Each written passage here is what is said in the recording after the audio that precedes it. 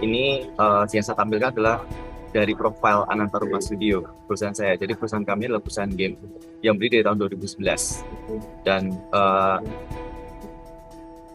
kita punya visi sebenarnya tidak hanya bikin game aja, tapi juga membesarkan, membentuk ekosistem industri kreatif secara keseluruhan. Saya juga merupakan mentor dari startup dari tahun 2015 dan juga menjadi sering dipanggil untuk menjadi narasumber untuk dalam kapasitas saya di industri kreatif. Saya juga pernah mengikuti menjadi salah satu narasumber di waktu kita preparing RCEP ya, kerjasama antar negara-negara ASEAN di tahun 2017 dan 2018. Nah ini adalah kita sudah bikin game udah ratusan ya, dari tahun 2011. Tapi biasanya kita bikin game itu buat perusahaan kami juga membuat Augmented Reality Museum pertama di dunia tahun 2012. Kemudian tahun 2014 kita bikin VR Museum platform pertama di Asia Tenggara, dan 2015 kita bikin VR Tourism platform pertama di dunia pada saat itu, yang membuat Indonesia jadi ranking 9 dari 147 negara. Ini asosiasi kami, Cakra. Jadi Cakra ini memang fokus di industri kreatif intinya, yaitu kita sebutnya content sector. Jadi karena industri kreatif itu cukup luas, kita fokus di content sector. Ini kita samakan di semua negara di Asia Pasifik yang menjadi industri kreatif selalu berangkat dari content sector. Jadi anggota-anggota kami kayak Ellen ini pernah di Lucasfilm, ada Chris Lee dari Caravan Studio, terus dan lain-lain. Kami juga melakukan edukasi banyak ke pemerintah dan ke publik terkait industri IP ini. Ini sudah dari 2013 ya, sejak Umair Kapangestu, tapi tampaknya waktu itu menjadi fokus. Hingga sekarang pemerintah baru mulai melihat ke sana. Kami juga bekerjasama dengan kegiatan-kegiatan lain seperti dengan Katapel untuk mengedukasi banyak sektor di Indonesia terkait dengan IP ini. Nah, tahun kemarin kita bikin satu acara Jakarta Metaverse. Ini 1 bulan sebelum Mark Zuckerberg mengubah Facebooknya jadi Meta. Jadi waktu itu banyak yang nggak tahu ya, Jakarta Metaverse apaan sih gitu.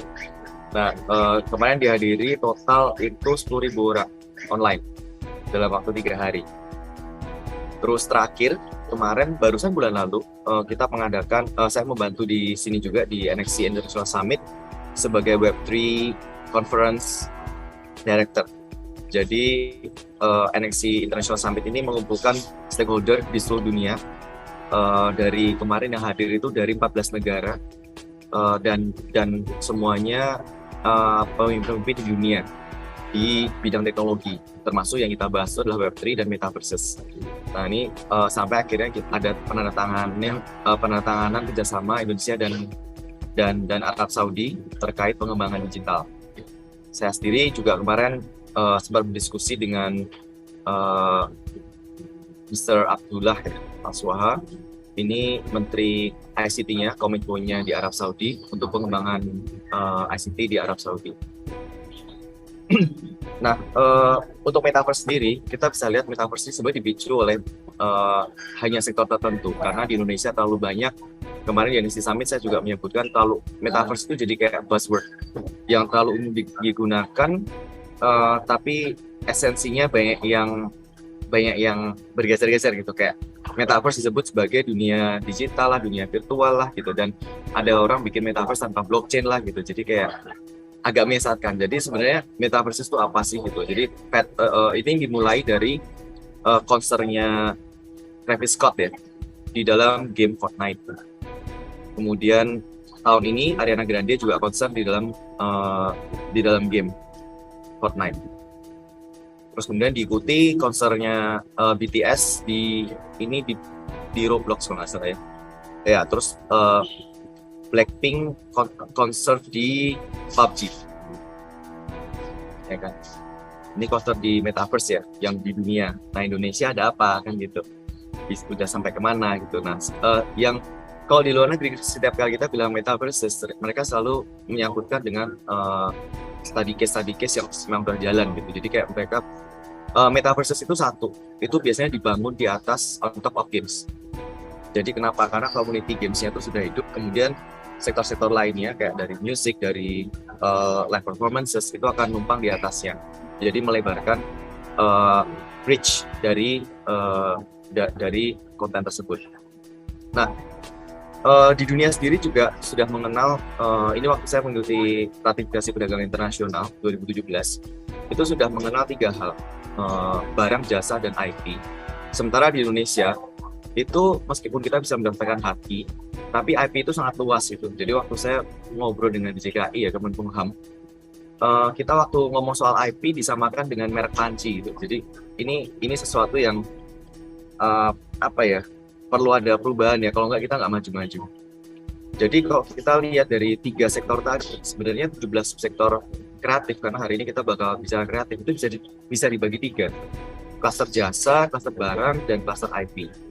Cluster IP ini sebenarnya namanya content sektor kalau di Jepang. Dan saya dulu bikin konsep seperti ini. Jadi sebenarnya harus diklasterin, terus kemudian kita bikin sebagai strategi. Jadi ini namanya Mandala Creative Strategy, karena yang kita jual tuh di dalamnya itu adalah konten sektor.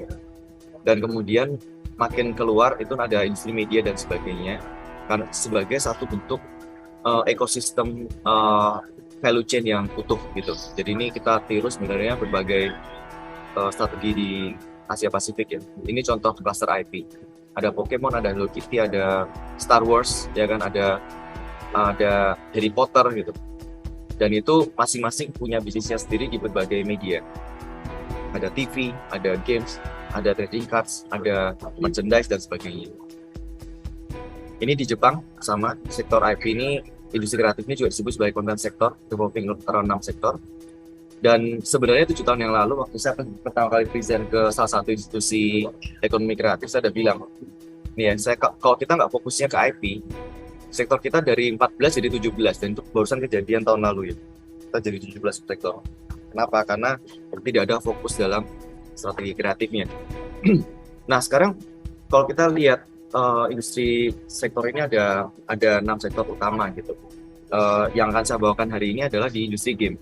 Karena industri game itu di dalam dari semua sektor konten itu yang paling lukratif, artinya apa? Paling besar dan yang growth rate-nya paling tinggi. Karena kalau kita mau kerja di satu industri, kita harus lihat growth rate di dunia seperti apa, ya kan? Nah ini contohnya, waktu kita lihat perang dagang Cina dan Amerika misalnya, kita bisa lihat di sini di angkanya ya, ini yang jarang sekali diulas, ini karena jurnalisme Indonesia agak cetek gitu biasanya kadang-kadang.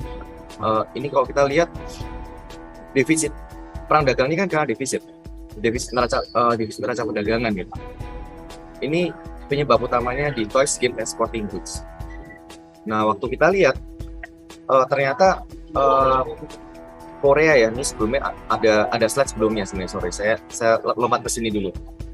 Jadi pada waktu Korea Selatan menandatangani perjanjian misal TSEDD dengan Amerika, ternyata ada perang dagang Cina dan Korea, tapi bukan kayak mobil Hyundai nggak boleh masuk ke Cina, LG atau Samsung nggak boleh masuk ke Cina, atau drakornya nggak boleh ditayangkan di Cina, bukan. Yang nggak boleh masuk itu adalah gamenya. Kita bingung, kok bisa 2 tahun ban sampai pemerintah Korea marah-marah gitu. Dan ternyata ekspornya Korea Selatan, meskipun K-pop-nya cukup terkenal ya, dan filmnya terkenal, ekspor Korea Selatan sekarang nomor 1 itu game online-nya, yang besarnya 11 kali lipat dari K-pop dan 100 kali lipat dari industri filmnya dia.